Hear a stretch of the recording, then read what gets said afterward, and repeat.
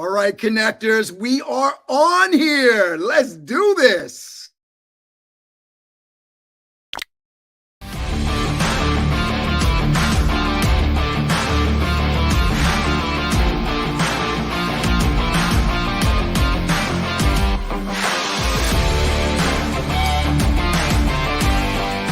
He challenged me. He said, you should meet 2 or 3 people every day. We're talking about how to level up on LinkedIn and engagement, being the go-giver, the idea that being open to opportunity. We all deal with challenges, but how do you overcome that? Master Connector with Steve Spiro and Cameron Toth is live on air.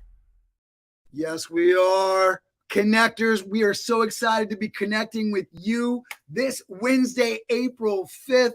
Man, we are going to get into a topic that I love because I am a service-driven professional, and displaying leadership whenever you're out and about in the world in all of your conversations is a really big deal to me. It's something that we talk about in our interview process in a lot of different ways. We don't actually talk about leading without the title, but in so many different ways, we talk about being proactive and treating others with kindness. And so that is what today's show is all about. We're excited to get into it. We're excited that you're here. Show us some kindness. Get down into the comment section and let us know where you're tuning in from. We always love to hear. I am broadcasting live from Valhalla, New York. My man, the master connector himself, Steve Spiro, is connecting to us from Stamford, Connecticut. Sharenta's going to tell us where she's connecting to us from when she gets a chance.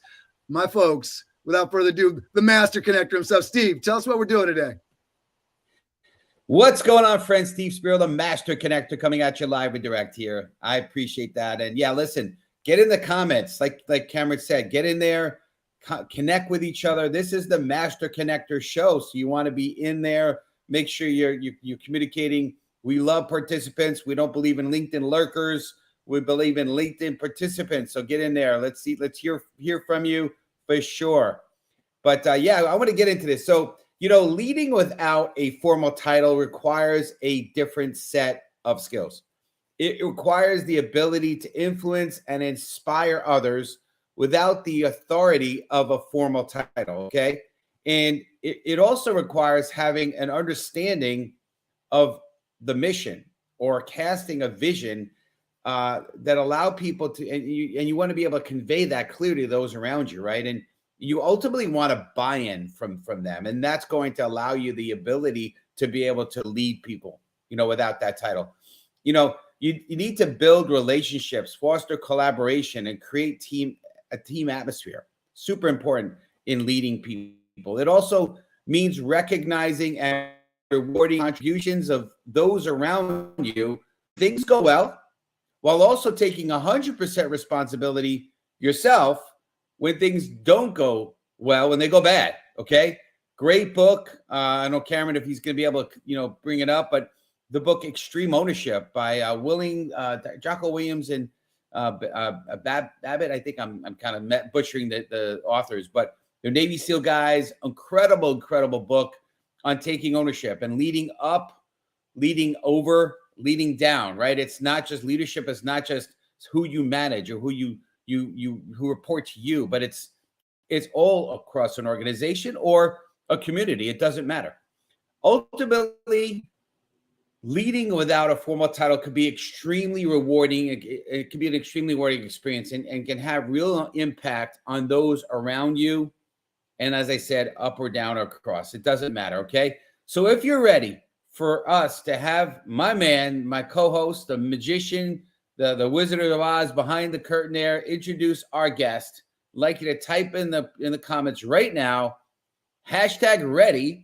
And he is going to do it in the only way Cameron can do that.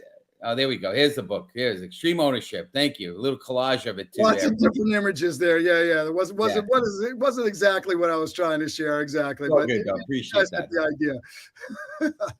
Well, Cameron, we want to hear you introduce in the way you do best. Type in #ready. All right, there it is. There it is. All right, great. All right, my folks. Yeah, ready. So Yolanda's with us. Yolanda, like the sole LinkedIn participant, we appreciate you. We know that you're watching out there. Don't be LinkedIn lurkers. Get in there. Get in the chat. Let us know where you're tuning in from. Sharente, where are you tuning in from today? Just so I can shout that out. Tuning in from Las Vegas, Nevada.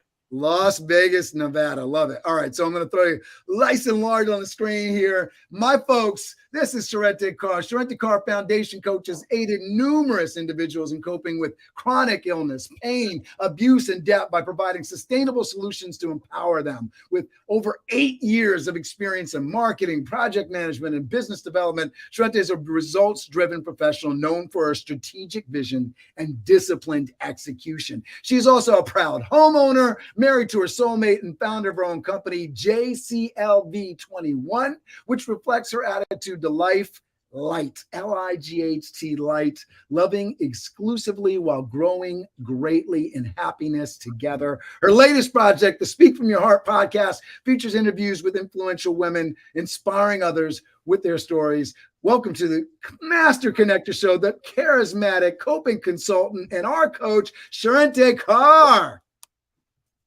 Hello. I'm so excited to be here. All right. So, Steve, get us into this conversation here. What's the first question we're throwing at Sharente? Yeah, you know what? It's so great to see you, Sharente. You and I have had several conversations, and it's been great to get to know you and hear, honestly, your crazy story. And we don't need to get into the nitty gritty of it, but we want to hear a little bit about that crazy start you had in life and kind of what's happened since. So, type in hashtag crazy start, and we're going to ask you. So here, I'll give a little brief, right? You were homeless at 14, had some crazy health issues, and you can get into that if you want to. Graduated high school at the hospital at 17, a homeowner at 18. Okay? We want to hear tell us about that and how you. I'm jealous. I'm 44, still not a homeowner. So, I'm feeling like, seriously. Fill me in. Yes, I could definitely do that. So during the time that we were super sick, my mom applied for Social Security and kept getting denied. We kept fighting it because we're like, hey, she's really sick and I'm really sick. We need help. So eventually she won it, but that also meant that it came with back pay. So we were looking for houses in Southern California and everything was obscenely at a high rate. And so we were like, you know what? We're going to vacation in Las Vegas and see what happens. Turns out that's where we found our first house. It was on sale for half off. And then if we paid cash, it was an additional half off. So we got the house for a quarter of the price and it's still in the family till today. Amazing. Where I rebought it and everything. That's crazy. Yeah. Wow. But listen, regardless, half price, quarter price, doesn't matter. 18 years old homeowner, that's crazy. That's so tell us a little bit about that journey in terms of what it was like and how you've gotten to be the amazing lady you are today. Yeah, I will say at first it was hard because I felt like I was a sole provider and had no idea how to be an adult at the exact same time. And so there was a lot of miscommunication. There was a lot of fear and trepidation, making phone calls to then saying, you know what, I need to work on my mental health because I shouldn't be super scared to make these phone calls and I work in customer service. This makes no sense. So I definitely started working on myself to say, okay, if I'm going to be the leader of this household, then I need to know more about myself and quell the things in my mind so that I can stay present as much as I can. So that got into me leading at home, to leading at work in regards to just talking to people and having breakthrough conversations where they feel relieved after, to leading when it came to my schoolwork. Absolutely.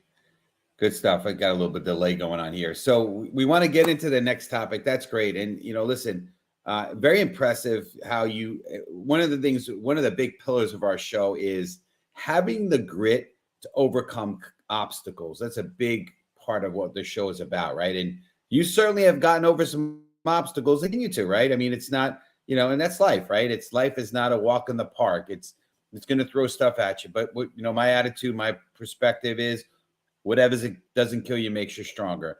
And you know what? We've heard it. It's a cliche by now, but your mess is your message, right? Your test is your testimony. We all know that, right?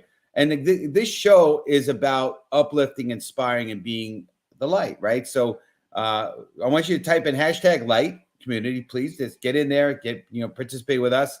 And by the way, if you're watching on the replay, hashtag replay, and also you could put in hashtag light when you're ready. Okay, but you have an acronym, LIGHT, right? And it means something. So tell our community a little bit about your version of what light means.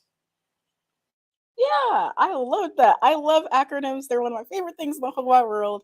And where this particular acronym came from was my poem, and this was the end of the poem, and the poem just it came through me, and it said, "Loving inclusively while growing greatly in happiness together." And I was like, well, how can that even occur when like I see so much division in the world? And then that's where the inclusivity came in of, hey, you have to be inclusive. Right now, because you're thinking of separation, you're being exclusive. And we don't need that. We need more coming together. We need more unity. And when you grow in more unity, you get happier together. So I was like, that's how that one came to be. That's awesome. Yeah. Listen, we are in a place now, we're moving into a society where, it's important to accept diversity, right? It's, you got to love people for who they are and encourage them to express that. Right. And I'm all for it because again, if this show is about being the light, the show is about love and respect and, people are who they are, right? So you want to honor them for what they are and who they are. Right. So now we want to get into the why, right? One of my favorite books is Simon Sinek, Start with Why. And so type in hashtag why right now. Put that in the hashtag in the comments. So love to hear your perspective, Shermente, on why or how you could be a leader without the title, right? That was the promise of this show, right? How to lead without the title. So tell us why and how you could be a leader without the title. Sure. So what a lot of people fail to realize is that the fact that they get to lead their own life, they're a leader. Point blank, simple. When you make a decision, you are the full soul and authority of your life. Whatever the decision is, whatever the reaction is to the person, place, or thing. So when it comes to the reason why, I realize it's because if I was going to love others in their fullness, I had to love myself first. I had to look at my dark self and say that those places are a-okay and I accept those places for me to actually love and start to influence others, because I was so open with my life that they could be open with their lives, because I did not stand from a place of judgment. I stood in a place of, I will be an open ear.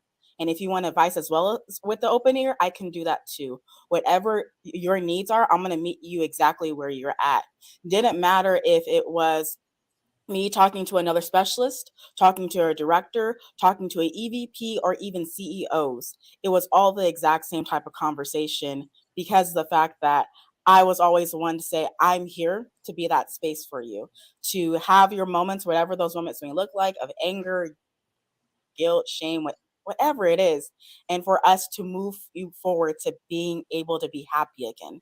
And the reason why I've always operated in this regard is because I truly believe that we can have world peace if we can have inner world peace. And I know that they're coming to me with their problem, and I'm there to just sit if they want to resolve it or work on it together with them. And so that's why I'll say that's my why, and that's the how that I do it. I want to say I'm jumped into Stephen Covey's 7 effective habits of leadership. Right, 7 habits of highly highly successful people. Thank you. I just Yes. murdered the title. Thank you for that. Appreciate that. I do that all the time. So at the beginning of the book, he's kind of walking through like why talk about these things, why get into these pieces. And one of the things he talks about is negotiations. And so whether you're talking about countries negotiating or people negotiating, which I thought was really exactly what you're talking about, Sherente, right? This idea that when we negotiate, this idea that as we walk away from the negotiation table, that if we both leave not fully satisfied, a good deal was reached, right? If we both lost something, if it's not perfect, that's a good situation. And we sort of go to the lowest common denominator versus, can we as a couple, or it's a team, as people that are coming together to negotiate something, can we leave that table with a decision that leaves us both in a better place, both better for the experience, and having the mindset shift and the attitudinal shift to come into that conversation with that outlook in mind? And I think that's such a big game changer, whether you're talking about doing that in the workplace, whether you're doing that with your spouse, whether you're doing that country to country, knowing that we can come to the table and walk away with a better deal than we could have ever achieved on our own is such a profound mindset shift that if you don't make it, you'll never get there, right? Because it's a whole new understanding of what a deal looks like, right? It's great stuff. Absolutely. Yeah. So you mentioned a great book, a great author. And one of the great titles, great authors that I love is John Maxwell. And he's written books, developing the leader within you, developing the leader around you. There's a bunch of books that I've read, listened to. And he says, how do you spell leadership? And it's EXAMPLE, example, right? And, being a leader is really what you do. It's not always what you say. It's how do you live your life, right? Not to get religious on anyone, but I heard it was, I think it was St. Francis Assisi said, I preach the gospel everywhere I go. And when necessary, I use words, right? It's just, how do you live your life? What's your example? And so, we definitely need to, as people, be less about jaw jacking and more about how we live our life, because you could say stuff, but how you live is not always the same. So, but I know that you're doing that yourself, Charette Day, for sure. So, all right. So we want to get into the next phase of the conversation. So this is a big one, and I love this particular topic. Oh, here we come. There it is. Throwing the book up there just so people can see it. John C. Maxwell, great author to follow. And look at that forward by Zig Ziglar on the 21 Irrefutable Laws of Leadership. So good stuff. Yes, that's a great book too, by the way, for sure. But yeah, so we want to talk about empathy, right? So hashtag empathy, community. We want you to put in there, and we're going to talk about this, right? Leading without authority requires empathy, and I know that you kind of something that you've talked about. So tell us more on your perspective of that, Charette. So I will say, for me, empathy was one of the hardest lessons I've ever had to learn in my entire life, and compassion, two of the hardest lessons. And the reason is because I was so logical. It was like, this doesn't make sense. Why are we having emotions? Emotions suck. Like, I don't like these things. To experiencing my emotions. And I was like, whoa, this is what they're talking about. Okay, now I can understand what they're talking about a whole lot more. And this gave a whole new layer to like everything that they just mentioned. I can now feel what they felt. And oh my God, if I felt like that, how in the world would I want someone to talk to me? And I genuinely go from that point of view and give also the question of, what do you need in this moment? And sometimes the answer for them is, I don't know.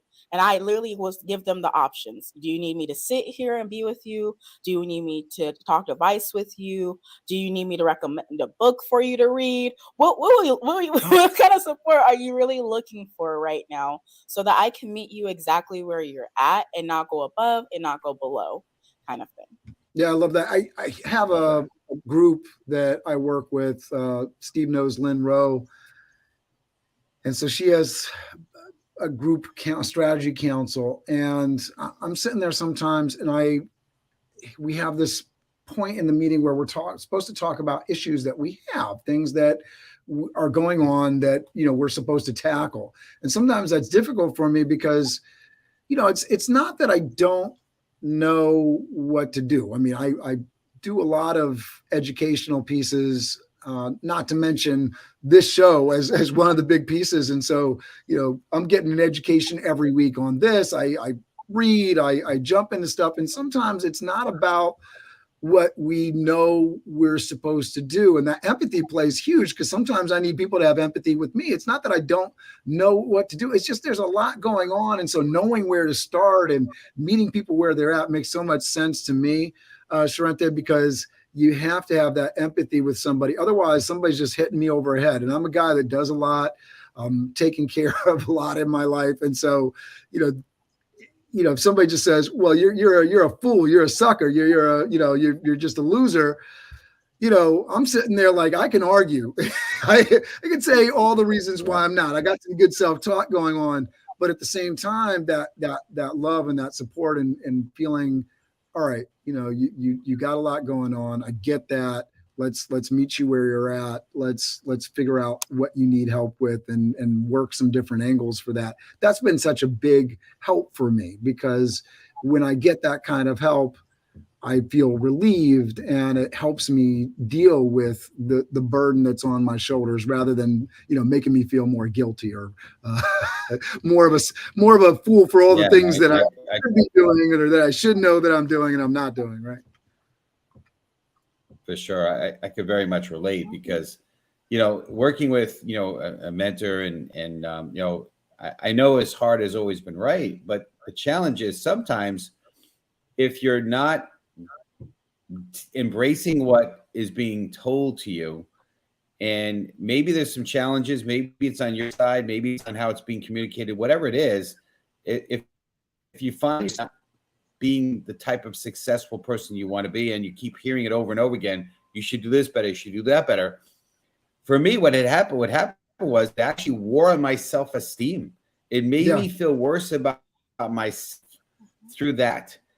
So at some point, you got to back up and you got to say, okay. And I love what you said, Sharente, in terms of, hey, what do you need from me? Because it's not always about, as leaders, what we think is best for them. Sometimes you gotta back up and say, okay, what do you need? How can I best help you? And guide them. Sometimes it's because a lot of times as leaders, there's a tendency to kind of people and kind of put your will on people. And it's many times it has the reverse effect, is all I could say. That's been my experience. Yeah. As my wife would put it, she would say, anything else you comment on that? Steve, as my wife would say, shut up and make sure you listen. There you go. Oh, I'll just say this. For sure. Is self-sabotage is a thing. And I will say this, one of the new frameworks that I'm teaching when it comes to my coaching is about getting your saboteurs like locked down and not doing the people pleasing or the avoiding or any of the in-betweens. And everything that you guys were talking about, I was like, our saboteurs really can get us in a trick bag.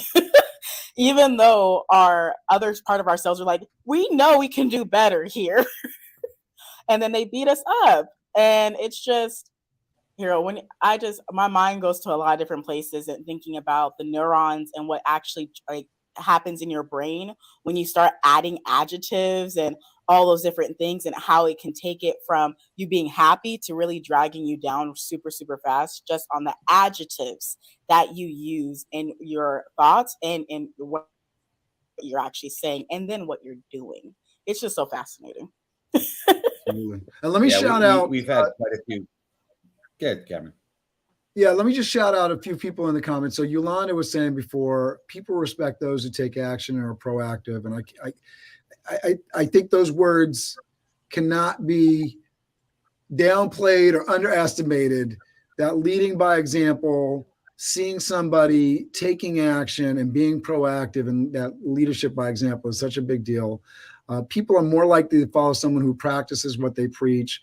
And I know for me, somebody that says something and then doesn't follow their own words, like immediately for me, their value to me, the value that I place on what they say, through the floor completely.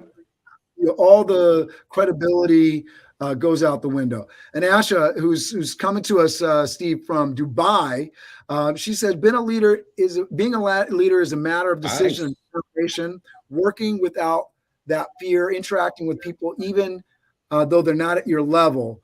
They make you definitely a better leader. Just know that you can do it. So we appreciate those words of support, Asha. Thank you. And thank you for tuning in from Dubai. All right, Steve, back to you. Yeah, this is a great question because we can dig into this a lot. But we want to keep things rolling and moving here. And, what we want to start talking about, because obviously this is all great information, but without the right tools, it's just information, right? So put in hashtag tools right now if you're ready for the next question. And so here's the question for you, Sharente, right? You've had an incredible life so far. I mean, you're young, you're in your 20s, so you've got plenty more to go. But what are some tools for people struggling with day-to-day life that they could use? So what are things that you can provide them with, tools that you have? Like, before you answer, for me, we talked self-talk before, right? That is incredible, right? And how you could program your brain and through the words you're saying, both expressing, thinking, right? All those things, right? But again, I don't want to, speak for you. I'd love to hear your perspective on it. I have two things to give you guys. Two. It might come up with a little bit more, but two for a fact. The first thing is know your love languages. This sounds so silly, but hear me out though. Go to thelovelanguages.com and take that quiz. It's going to tell you your 5 different love languages and the ranges for it. This quiz is what really got me to really starting to really lead without my title. Okay. There's a book called The Love Languages with Gary Chapman as well. Check him out because he's the one that originated it. And it includes acts of service. It includes gift giving, quality time, affirmations, and Physical touch as well. And so when I actually take the time to be present with myself, because that's one of my top love languages is quality time, and I take the time to speak kindly to myself, I'm taking the time to lead myself into my better tomorrow. And then in addition to that, I still do all the love languages too for myself because they're all still ways that we receive love. And then the second thing that I will give you is the positive intelligence test. There's 2. One to find out what your saboteurs are, and then one to figure out where your mental health is when it comes to your mental fitness and your actual where you are on the scale from 0 to 100, 100 being good, 71 being the tipping point to you having more positive days. Because to counteract one negative, you need 3 things to happen that are positive to counteract that one. Okay, gnarly, right? But that exam is free, and it's going to give you a really good insight of where you are. It's going to give you some good insight of why you justify why you do the things that you do, and it gives you where it came from in your childhood so that you can heal some things and move on and really lead the life that you want to live. Because at the end of the day, you have to answer at the end of your life for what you did. And I pray that at that end, you actually have no regrets because you didn't beat yourself down with the negative thoughts in your mind and not taking the time to love yourself to actually live your life to the fullest. So 2 gifts. I love that. And it's interesting. I'm going to go on the first part of what you spoke about, which is you just kind of blew my mind a little bit when you talked about the 5 love languages, which I've read that book and taken, I think, a course on it, I think at one point. And, for me, it's words of affirmation and physical touch, right? And then for my wife, it's acts of service, clearly. And I think it's quality time. And, to add to her love tank, I need to make sure I'm doing acts of service and physical time, and quality time. And it's interesting in that dynamic of all that, because she's done acts of service and I'm like, I don't even react because it doesn't mean anything to me. But what blew my mind about what you said was applying the 5 love languages for yourself and how you speak, right? Or what you think or what you do for yourself, right? So you said for you, it's quality time, so you spend more time with yourself. You said it's also words of affirmation, so you speak positively yourself. I don't know about the physical touch for yourself. I don't know where that goes, so we're not going to go there, but because that's mine. But I love the Oh premise no, of what it's you're like saying. this. I ground There you myself, go. so I Okay. really rub All my right. fingers together. There you It's go. I simple was stuff. Keep it PG, folks. Keep it PG. There we go. trying to Right. keep There we go. PG, right? Exactly. But anyway, yeah, I mean, yeah, there's all sorts of things you could get like one of those massagers and massage your back, but there's things you could do, right? I mean, nothing crazy, nothing R or rated beyond that, right? But yeah, but I love the Exactly. fact that I was you like, I apply it get to it. yourself. Yeah, you apply it to yourself, right? And that blew my mind a bit for sure. That's awesome. Well, good stuff. And in terms of saboteurs, right? Of course, many of us, we're our own worst saboteur, because the words and the people in our brain for years and years and years. Yolanda, I don't know if that's an embarrassing kind of thing. I don't know what I did, but sorry. I just, you got to keep it fun every now and then, right? I mean, this is a serious topic, so I'm trying to keep a little levity to the whole scenario here. Okay. Hopefully I didn't offend anyone, Steve, we want to make sure that people get a chance to take advantage of what Sharente's given to everybody. So she's got the vision board workbook. So we're excited for people to get into this. And Sharente, how should people get in touch with you? So we got the link to this, and I know that they can go into that, and that's just they can get that download really quickly. But how would you prefer people reach out to you, Sharente? Yeah, so honestly, it will be, if I'm not mistaken, Linktree/Sharente or jclv21.com. That vision workbook, that's literally more secrets to the gold that I've been able to do in my life, because the vision boards have been able to direct my focus. Okay. I am now working on my third set of my vision boards because I've completed all the ones I've already done thus far in record time. There's a real value to doing a vision board, and I have to check out your offer. I haven't been there yet, but I know that we've got a vision board up in our house, and so important to have a visual of where and what you want to accomplish in your life. You got to not only speak it, you got to see it and look at it regularly. And there's something psychological on vision boards where, because your brain constantly sees that image over and over and over again, it convinces itself that's what I'm supposed to have. And then it does the work subconsciously to create that lifestyle that you're putting up on a regular basis. So again, I'm not sure if the vision board is that type of vision, but Cameron's going to help us here. Yes. Yeah. So I'm sorry, getting ready to get into the we'll wrap it up here. We're getting to the top of the half hour. I'll say this about the vision board thing, because we were cleaning the kids' room, and Leo's vision board was out on the floor. I hadn't seen it in a while.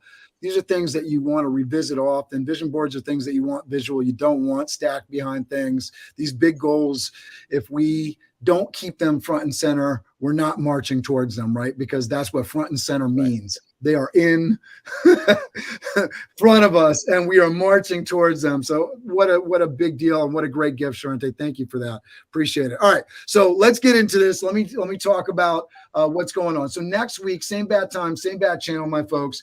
We have the amazing Ramon Ray with us, and we are so excited for this, and we wanted to just throw this up on the wall. Sharente, have you met or encountered Ramon Ray out in the world yet?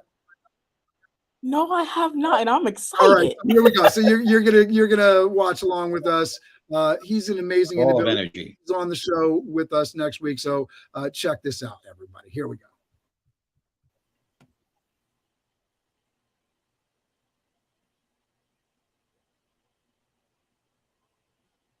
No audio, sir.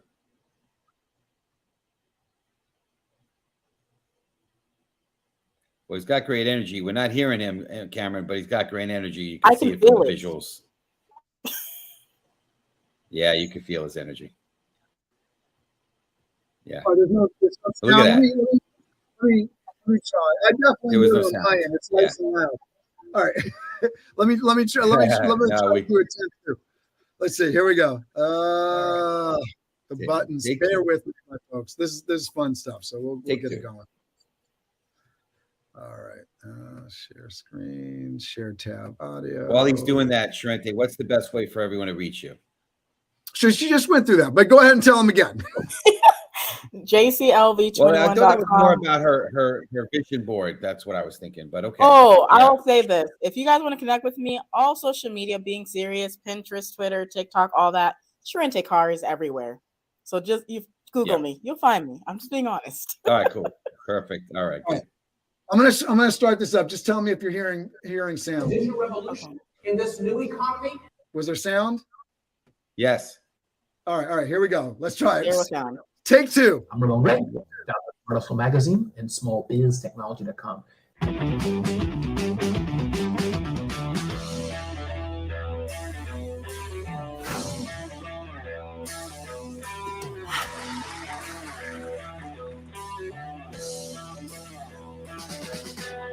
You're here today to celebrate small business success. Stand up on your feet. If you want to grow and advance in this digital revolution, in this new economy, you must be able to serve your customers as they want to be served. Success comes from failure. It's always about the persistence, about the grit, about the keep going, keep going, keep going.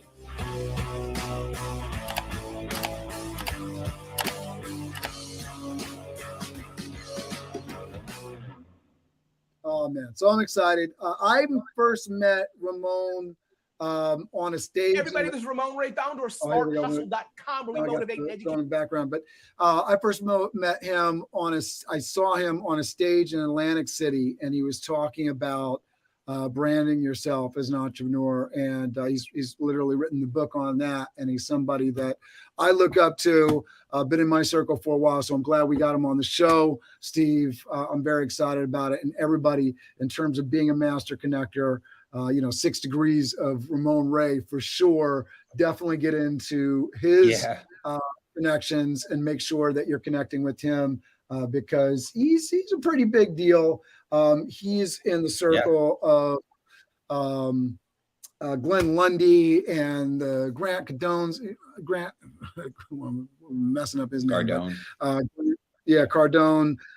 That level of business. He has an energy like anything else, not only on stage, but as an entrepreneur, getting into all of the different social media and circles that you can. So we're looking forward to that. All right, Sharente, this is the part of the show that we look forward to every week. And for anybody that's watching this, I'm putting the link for next week's show into the chat now. But this is the part of the show that we always look forward to. We are going to count down to crush it. Steve is on the delay, so I'm going to let him count. And we will come with him.